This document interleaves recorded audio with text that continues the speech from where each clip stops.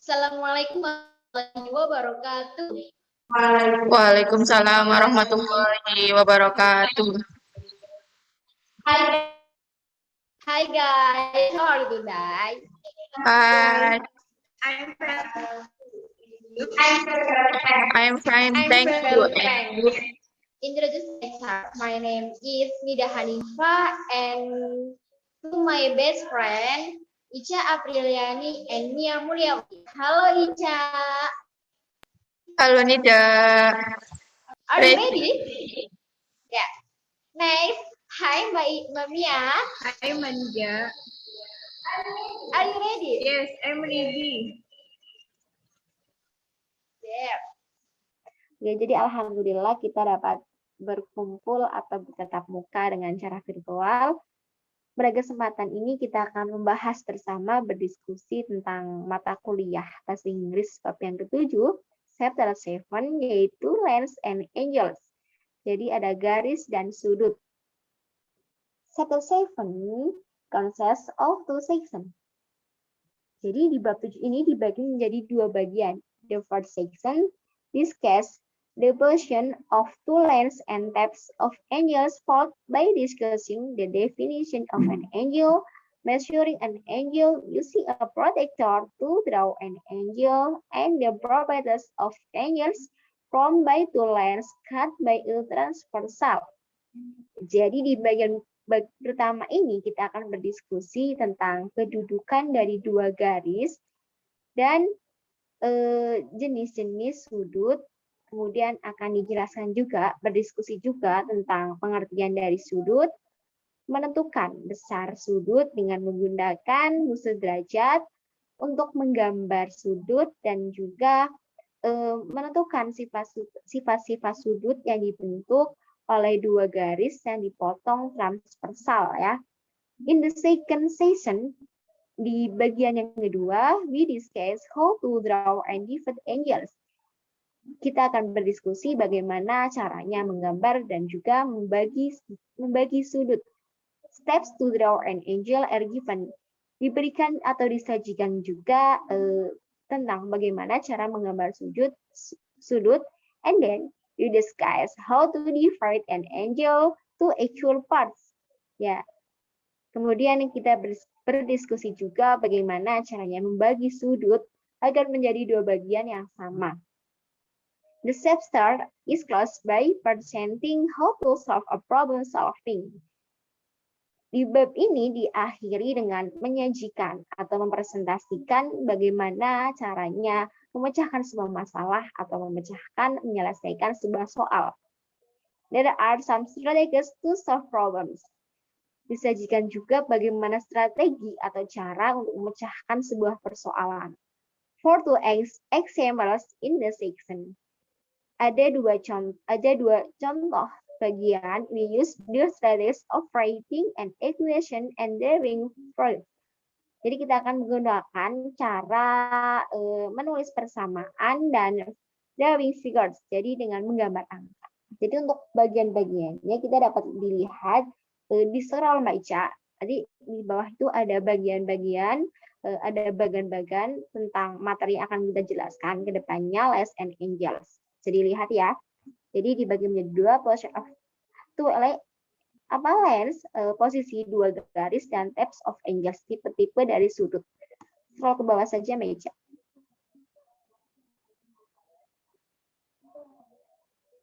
Oke, section 7.1.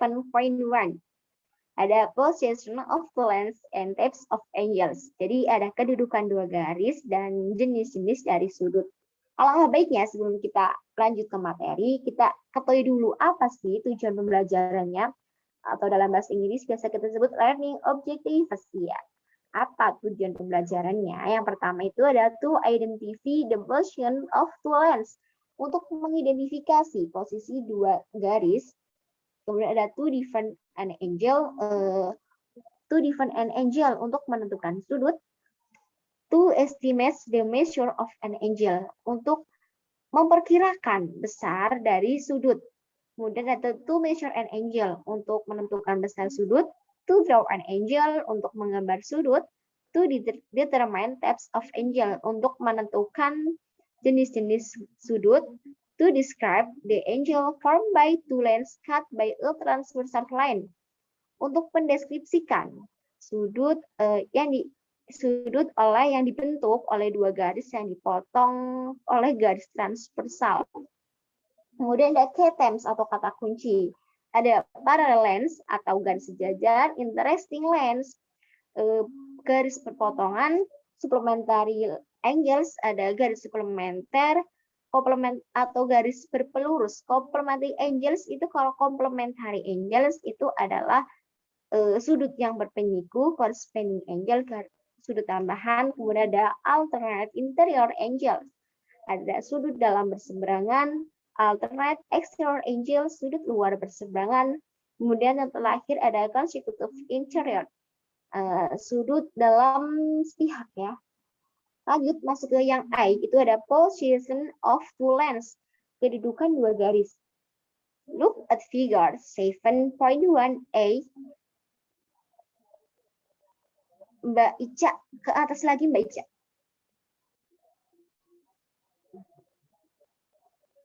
Ya, jadi ulangi ya. Look at figure 7.1a and 7.1b below. Perhatikan gambar 7.1 yang A dan 7.1 yang B di bawah ini. What is the relationship between the two figures? Apa sih hubungan antara dua gambar di bawah ini? Ya, di bawah ada penjelasannya. Look at figure 7.1b. Lihat gambar 7.1b. The segment AB and DC are two parallel segment. Why? Jadi garis AB dan DC itu merupakan garis yang sejajar. Mengapa? Ya, karena AB dan DC itu tidak mempunyai titik potong. Jadi disebut parallel segment atau garis sejajar. Find other parts of parallel segment. Cari garis lain yang sama dengan garis sejajar. Bisa EF dengan HG. Itu juga termasuk dari parallel segment. Kemudian, in figure 7.1c, segment AB and DC are parts of lines L and M. Respectively, they are infinite in length as shown above. The lines L and M can also be defined as AB and CD. Jadi di AB, di gambar yang C, AB dan DC itu merupakan garis yang termasuk garis L dan M yang tidak ada ujungnya, jadi tidak terhingga panjangnya. Ditandai dengan ujung itu ada tanda panahnya. Kemudian lagi ke bawah meja.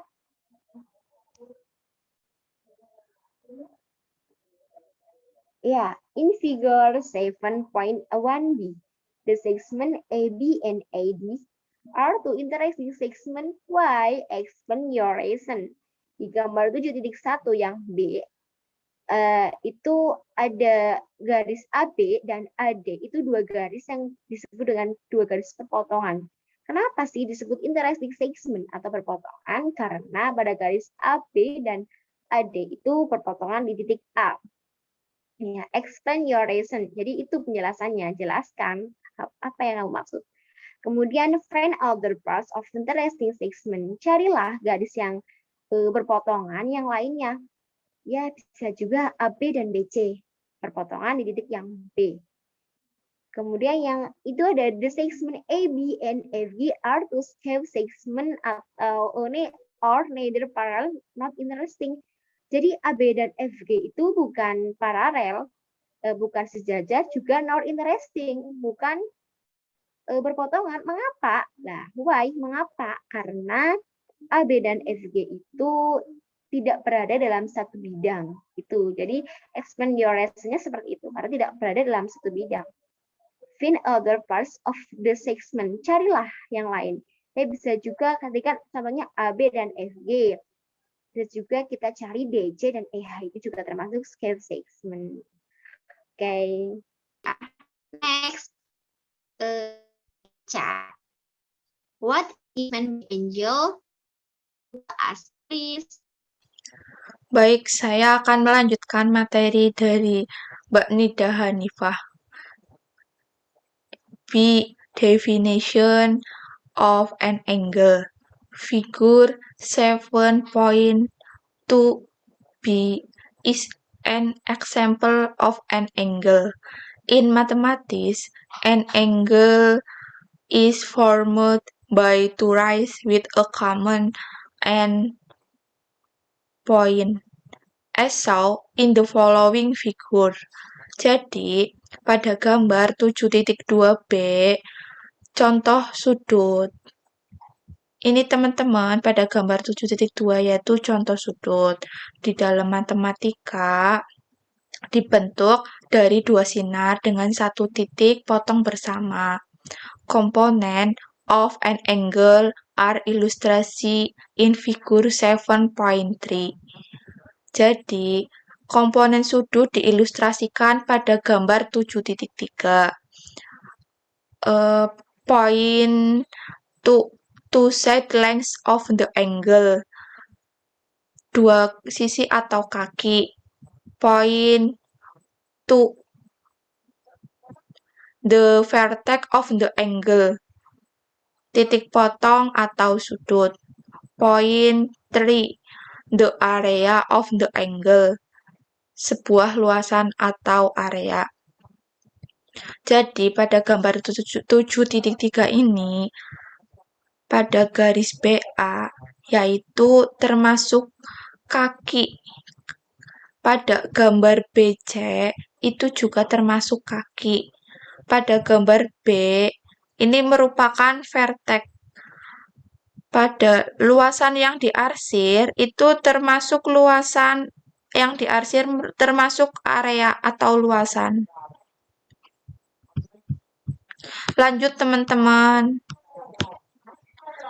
The angle in figure 7.3 is called angle ABC. It is symbolized by angle ABC. Angle CBI is symbolized by angle CBI. It is sometimes written as angle B, which is symbolized by angle B. Jadi, dari sini pada sudut gambar 7.3 sudut ABC dilambangkan dengan sudut ABC. Sudut CBA dilambangkan dengan sudut CBA. Kadang-kadang cukup ditulis dengan sudut B. Okay, thank you, Ica. Next, Nia, try to explain how to measure angles using a protractor. Yes, I'm applying measure an angle using a protractor. Jadi di bagian C ini kita akan menjelaskan bagaimana cara mengukur sudut menggunakan busur derajat. Can you measure the angle PQR on the figure? Dapatkah kamu mengukur sudut PQR pada gambar? What device do you use to measure an angle? Alat apa yang digunakan untuk mengukur sudut? A device that can be used to measure an angle is called a protractor as shown in figure 7.4 on the next page. Alat yang digunakan untuk mengukur sudut disebut busur derajat seperti yang ditunjukkan pada gambar 7.4 di halaman berikut. Teman-teman bisa melihat gambar yang di samping ada PQR, sudut PQR. There are two groups of scales on a protractor that can be found on its outer and the inner part. Ada dua kelompok skala pada busur derajat yang dapat ditemukan di bagian luar dan bagian dalam. On the outer part, you can read. Di bagian luar, Anda dapat membaca dari kiri ke kanan. From the left to the right, the scales 0, 10, 20, 30, 180. And on the inner part, you can read from the left to the right, the scales 108, 170, 160, 0.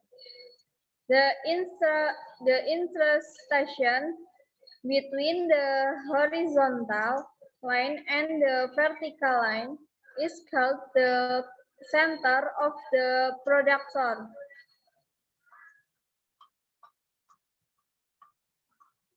Dari kiri ke kanan, timbangan 180, 170, 160, sampai 0, berpotongan antara garis horizontal dan garis vertikal disebut pusat busur derajat.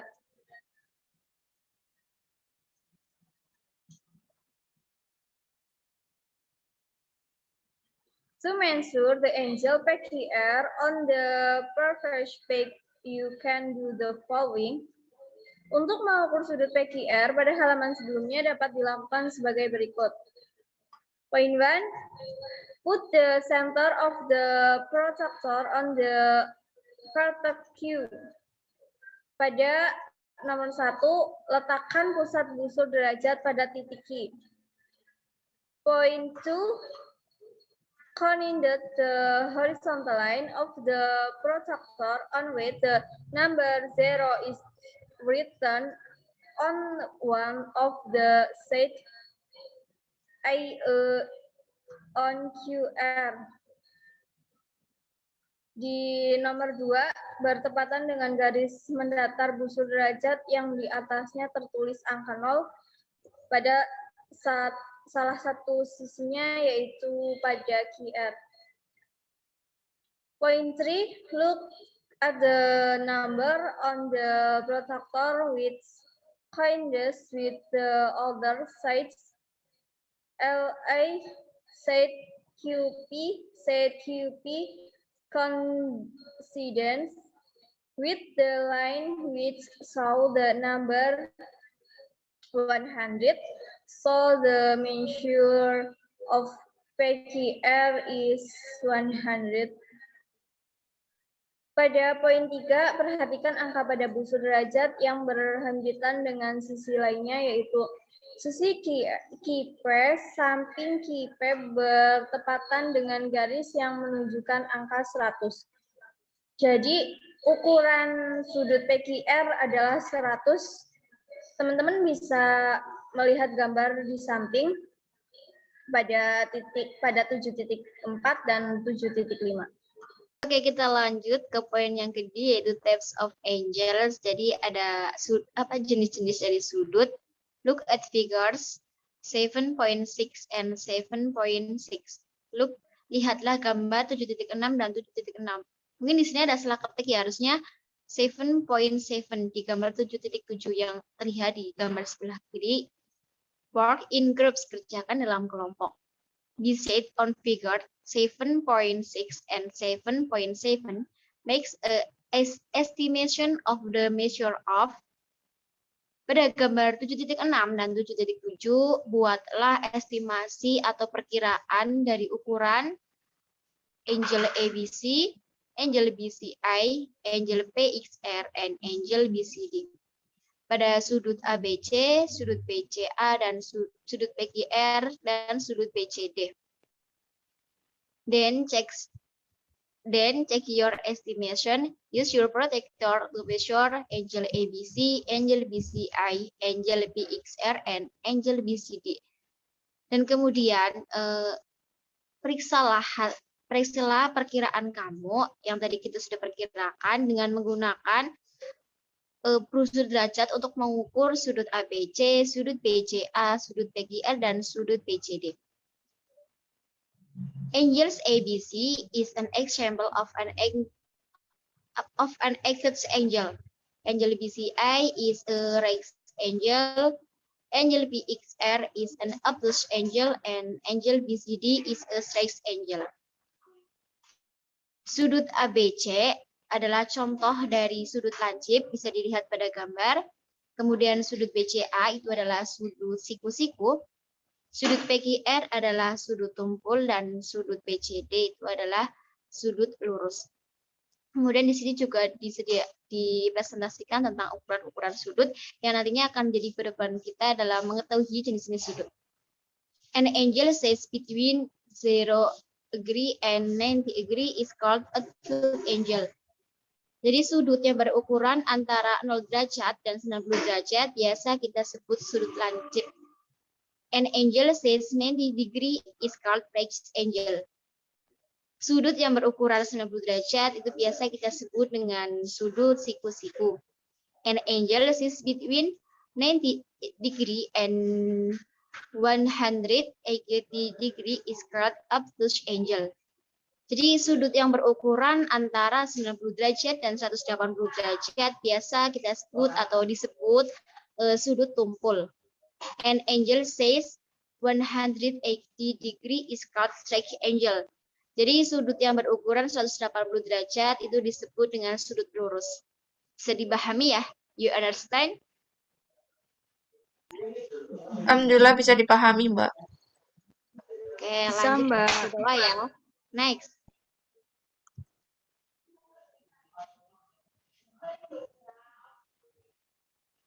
Next, Mbak Ica. Ke bawah lagi. Sepertinya itu juga udah paham ya.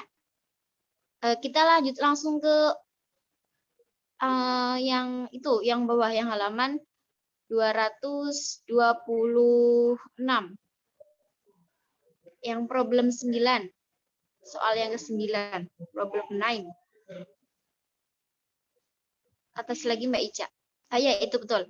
Nah, jadi sebelumnya kita ke atas dulu itu ada two angles which have the total sum of 90 degree are called complementary angles. Dua garis yang mana jika dijumlah itu jumlahnya 90 derajat itu disebut dengan sudut komplement. One half the angle is the complement of the other angle. Jadi sudut yang satu itu merupakan penyiku dari sudut yang lain. Ya, jadi kesimpulannya kalau ada dua sudut yang apabila dijumlahkan itu hasilnya 90 derajat itu termasuk sudut komplement. And then two angles which have the total sum of 180 degree are called supplementary angles. Jadi apabila ada dua sudut yang mana jika dijumlahkan totalnya 180 derajat itu disebut sudut berpelurus. One of the angle is the supplement of the other angle. Jadi garis yang satu itu merupakan pelurus dari garis yang lainnya. Ini sama, cuma jumlahnya yang berbeda. Jadi apabila ada dua sudut yang dijumlahkan itu berjumlah 180 derajat, disebut supplementary angles atau sudut pelurus. Coba untuk mengukur seberapa paham kita, coba kita kerjakan atau bahas bersama di problem lain atau soal yang 9. Jadi, if angles P 42 degree and angle X is the complementary of angle P, determine the measure of angle Q. Jadi, jika sudut P itu jumlahnya 40 derajat, dan sudut Q itu adalah komplement dari sudut P atau penyiku dari sudut P, maka tentukanlah ukuran dari sudut Q. Dengan ini, apakah ada yang bisa mencoba untuk mengerjakan? Mohon maaf, Mbak, saya insya Allah bisa. Ya, jadi gampang sekali ya. Kita tinggal 42 degree ditambah X ya, itu berapa supaya hasilnya 180 derajat. Begitu kurang, kalau tidak salah, jumlah nilai dari Q itu adalah 48 derajat ya. 48 degree. Begitu. Terus untuk memperdalam lagi coba yang ke problem 11, Mbak, yang soal yang 11. Dikebawahin lagi sedikit. Ya, yang itu. Ya, yang tadi kita sudah mencoba mengerjakan soal yang complementary angles atau sudut berpenyiku, kita coba lagi yang problem 11, yang problem 11 itu yang permasalahan ke-11 itu salah satu contoh soal dari sudut berpelurus. If angles KPL itu 2x degree and angles LPM 3x degree. Determine the value of x. Ya, jadi ini itu sudut KPL yang 2x, LPM itu 3x. Nah, sudut ini tuh termasuk sudut supplementary angles, ada sudut yang saling berpelurus. Sudut yang berpelurus yang mana jika dijumlahkan itu hasilnya 180 derajat. Jadi kuncinya kita tinggal mengerjakannya 2x ditambah 3x sama dengan 180 derajat, kemudian x-nya dijumlahkan menjadi 5x atau 5x sama dengan 180 derajat. Tidak lupa setelah itu kita mencari nilai x-nya dengan cara 180 divide 5 ya. Karena 2 sum 3 itu 5. Begitu ya. Ya, jadi kurang lebih kalau tidak salah jawabannya itu nilai x-nya itu tadi 180 divide 5 sama dengan kira-kira jumlahnya bisa dibantu ya. Kalau tidak salah itu 36 ya. Coba 180 divide 5. 180 dibagi 5. 36. Ya, begitu saja dari saya, Mbak Ica, Mamia. Semoga bisa dipahami ya. Iya, Mbak. Yeah, it's done. Hyperbole, what is confused can be useful for all of us. Ya, alhamdulillah, kita sudah selesai. Semoga apa yang kami sampaikan dapat bermanfaat buat kita semua. Thanks for your attention. Terima kasih atas perhatiannya. Sebelumnya kami dari kelompok bahasa Inggris materi yang ke-7 akan mengucapkan say goodbye guys. Goodbye. Wassalamualaikum warahmatullahi wabarakatuh. Waalaikumsalam warahmatullahi wabarakatuh.